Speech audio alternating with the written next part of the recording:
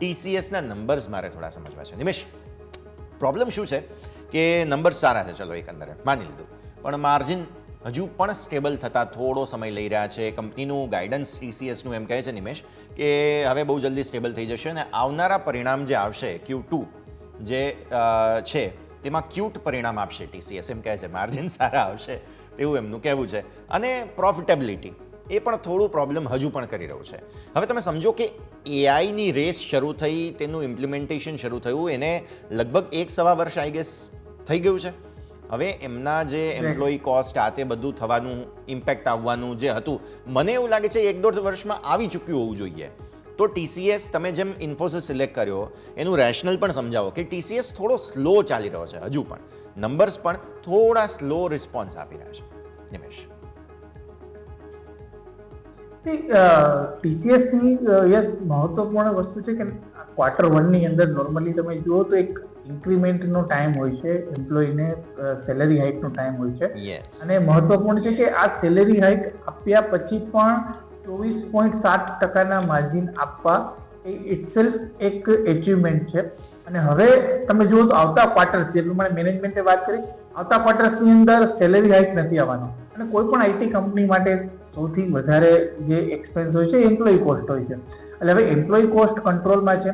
Plus તમે જુઓ તો અત્યાર સુધી જે હેડકાઉન્ટ હતા એ હેડકાઉન્ટ ઘટતા હતા.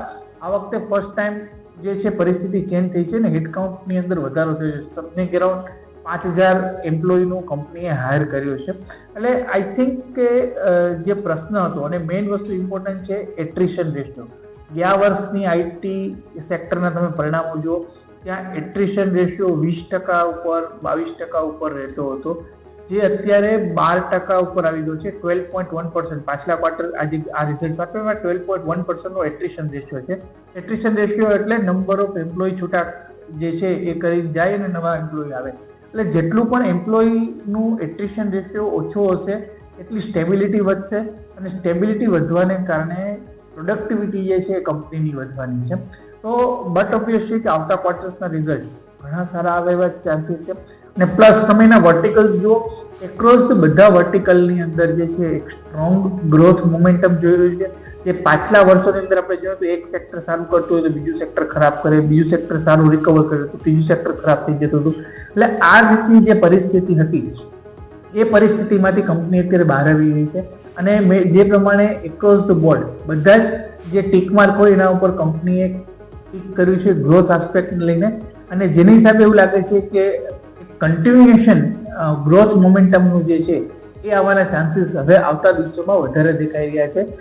સેકન્ડ થિંગ, અગર યસ તમે જુઓ તો બીજો એક ડેટા એવો સજેસ્ટ કરે છે કે જ્યારે પણ ઇન્ટરેસ્ટ રેટ કટ આવ્યા છે US ઇકોનોમીની અંદર, ત્યારે આઈટી સેક્ટરે જે છે આઉટ પરફોર્મ કર્યું છે.